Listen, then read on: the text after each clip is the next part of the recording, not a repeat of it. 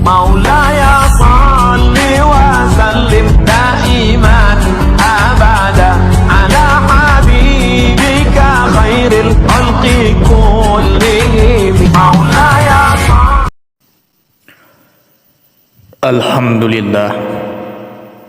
الحمد لله الذي خلق الموت والحياة ليبلوكم أيكم أحسن عملا. أشهد أن لا إله إلا الله وحده لا شريك له وأشهد أن محمدا عبده ورسوله. اللهم صل على سيدنا محمد النبي الأمي وعلى آله وصحبه وبارك وسلم. فيا عباد الله، أوصيكم ونفسي وإياي بتقوى الله فقد فاز المتقون. فقال الله تعالى في القرآن الكريم وهو أصدق القائلين: أعوذ بالله من الشيطان الرجيم، بسم الله الرحمن الرحيم. يا أيها الذين آمنوا اتقوا الله حق تقاته ولا تموتن إلا وأنتم مسلمون. فقال تعالى في آية أخرى: كل نفس ذائقة الموت. Sadaqallahul azim. Hadirin para tamu-tamu Allah yang berbahagia, marilah kita semua belajar menjadi manusia yang bermanfaat bagi orang lain, bukan hanya bermanfaat bagi diri dan keluarga kita sendiri. Karena inilah inti dari segala amal kebaikan. Di samping selalu meningkatkan iman dan takwa kita kepada Allah Subhanahu wa taala.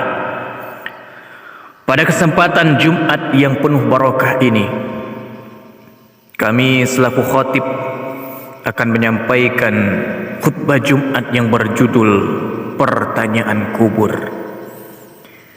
Para tamu Allah yang mulia, sesungguhnya Allah Subhanahu wa taala telah berfirman, Bismillahirrahmanirrahim, Kullun nafsin za'iqatul maut, bahwa sesungguhnya setiap yang bernyawa pasti akan merasai mati.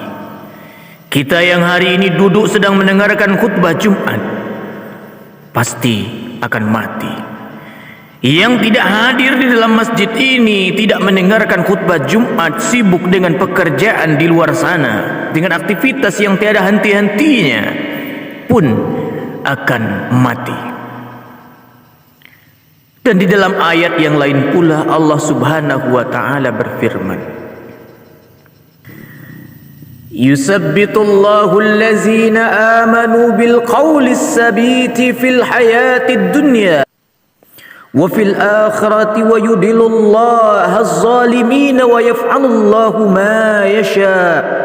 Allah meneguhkan iman orang-orang yang beriman dengan ucapan yang teguh itu dalam kehidupan di dunia dan akhirat.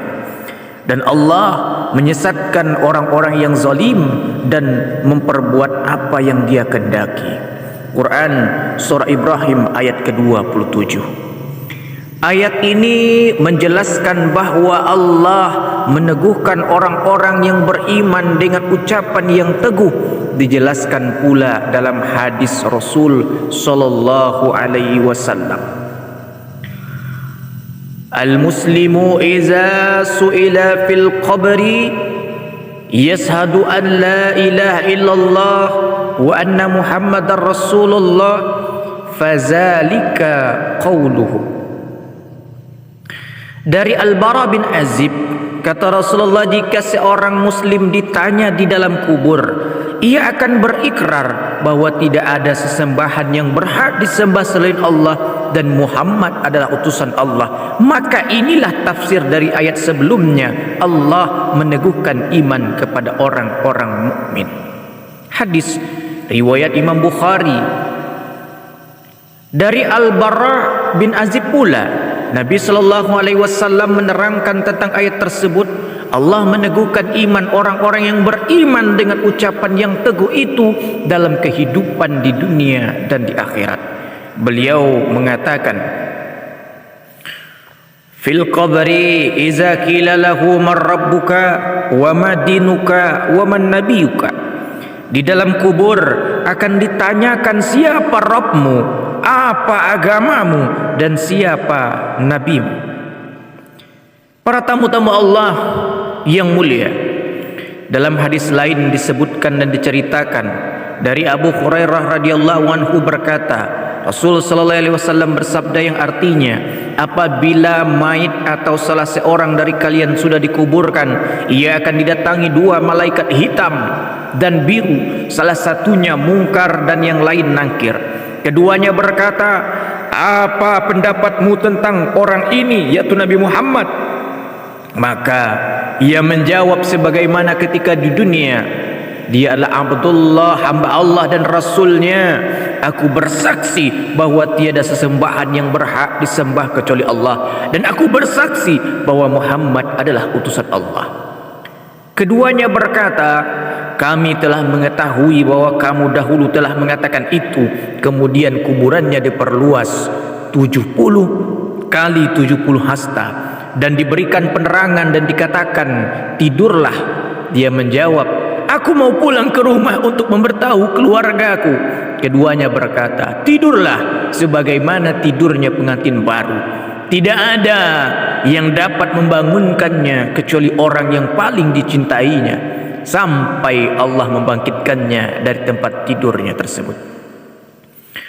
Apabila yang meninggal adalah orang munafik, ia menjawab, aku mendengar orang mengatakan aku mengikutinya dan saya tidak tahu. Keduanya berkata, kami berdua sudah mengetahui bahwa kamu dahulu mengatakan itu. Dikatakan kepada bumi, himpitlah dia.